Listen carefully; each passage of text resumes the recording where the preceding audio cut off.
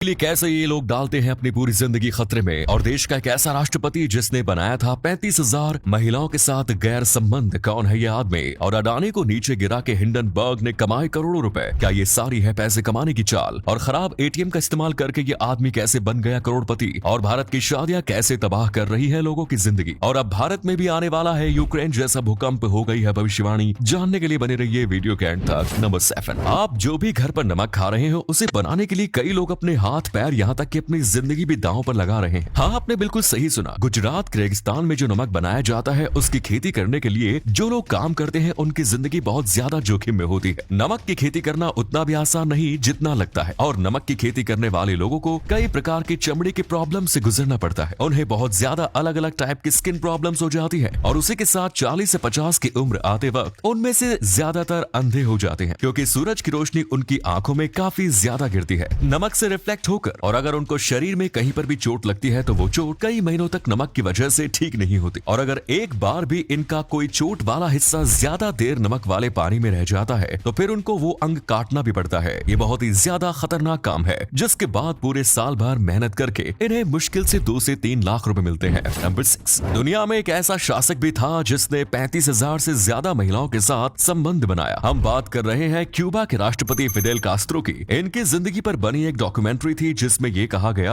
कि इन्होंने 35,000 से भी ज्यादा महिलाओं के साथ गैर संबंध बनाए और उसी के साथ इनके 640 बार हत्या करने की कोशिश भी की गई, लेकिन ये हमेशा जिंदा बच जाते थे। और कमाल की बात तो ये थी कि इनको कई अतरंगी तरीकों से भी मारने की कोशिश की गई, जैसे कि कभी इनके सिगरेट में जहर मिला दिया जाता तो कभी इनके पैन जो है उसको विस्फोट किया जाता। यहाँ तक कि एक बार तो कोल्ड क्रीम की मदद से भी इन्हें मारने की कोशिश की गई, लेकिन ये हर बार आसानी से जिंदा बच जाते थे। नंबर 5, क्या अडानी की आरोप झूठा है और क्या हिंडनबर्ग ने सबको ठगा है? अगर आपको नहीं पता तो हम आपको बता दें कि हिंडनबर्ग एक शॉर्ट सेलिंग कंपनी है, यानी कि ये कोई समाज सेवा नहीं करते, बल्कि किसी भी कंपनी को नुकसान होता है तो इनको फायदा होता है। दरअसल ये जिस कंपनी को टारगेट करते हैं ये उस कंपनी के शेयर अपने क्लाइंट को उधार पर लेने के लिए कहते हैं और उसे शेयर को बेच देते हैं। और जैसे ही शेयर की कीमत गिर जाती है तो ये उस शेयर को खरीद कर उधार के शेयर वापस दे देते हैं, जिस वजह से उन्हें मुनाफा होता है। अब इसका मतलब ये नहीं कि हिंडनबर्ग पूरी तरीके से फेक है और बस अपना फायदा कर रही है, बल्कि इन्होंने बहुत ज्यादा रिसर्च किए हैं। वो हमेशा रिसर्च करते हैं और ये जो भी दावा करते हैं वो हमेशा 80% तक सही निकलता है। और इनका इस वक्त कहना है कि अडानी जो है वो मार्केट को मैनिपुलेट करके इतने ज्यादा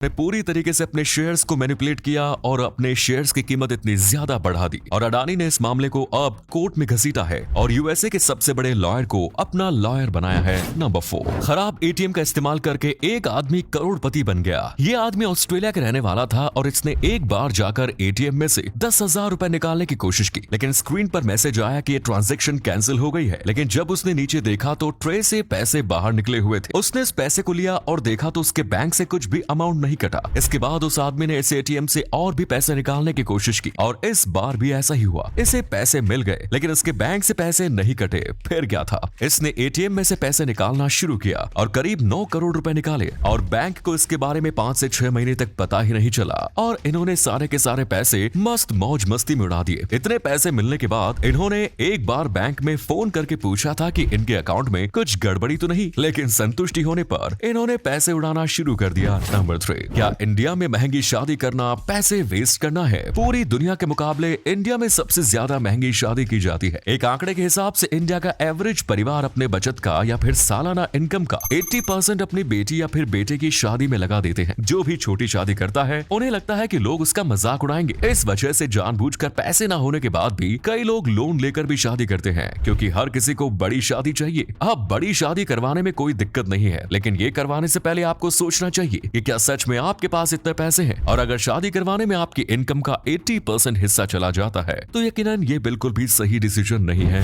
नंबर 2, एक बार जरा इस बड़े से डिवाइस को देखिए। इस बड़े से डिवाइस को एक 19 साल के लड़के ने डेवलप किया है। ये पानी में से कचरे को साफ करता है, खास करके प्लास्टिक को। आपको पता होगा हमारी वजह से समंदर में कितना सारा प्लास्टिक आज बह रहा है और ये इसी प्लास्टिक को साफ करने का काम करता है। और उसका ये भी कहना है कि ये जो एक डिवाइस है ये पूरी दुनिया के समंदर में से 72,50,000 टन टन प्लास्टिक के कचरे को साफ कर सकता है। अब सोचिए, अगर ऐसे कई सारे डिवाइस को बनाकर पूरी दुनिया के ओशियंस में डाले जाएंगे तो ये कितने ज्यादा कचरे को साफ कर देगा। नंबर 1, जल्द ही भारत में एक बहुत ही बड़ा भयंकर भूकंप आने वाला है। ये नागालैंड के एक व्यक्ति ने कहा है, जिसका नाम है फ्रैंक। आपको पता होगा कुछ ही दिनों पहले टर्की और सीरिया में भूकंप आया। इस व्यक्ति ने इसको भी ऑलरेडी प्रेडिक्ट करके रखा था कि यहाँ पर भूकंप आने वाला है, और इसी तरीके से इनका ये भी कहना है कि अगले कुछ महीने या फिर साल में भारत में भी कुछ इतना भयंकर भूकंप आएगा। इस भूकंप का रेडियस काफी ज्यादा बड़ा होगा और ये भारत के कई सारे शहरों पर असर दिखाएगा। अब इनकी भविष्यवाणी कितनी ज्यादा सही निकलती है ये तो समय ही बताएगा, क्योंकि भूकंप रोकना हम इंसानों की बस की बात तो नहीं। तो दोस्तों, अगर वीडियो पसंद आई है तो वीडियो को लाइक करके अपने दोस्तों में से शेयर जरूर करें, क्योंकि आपके एक शेयर से हमें बहुत ज्यादा मोटिवेशन मिलता है।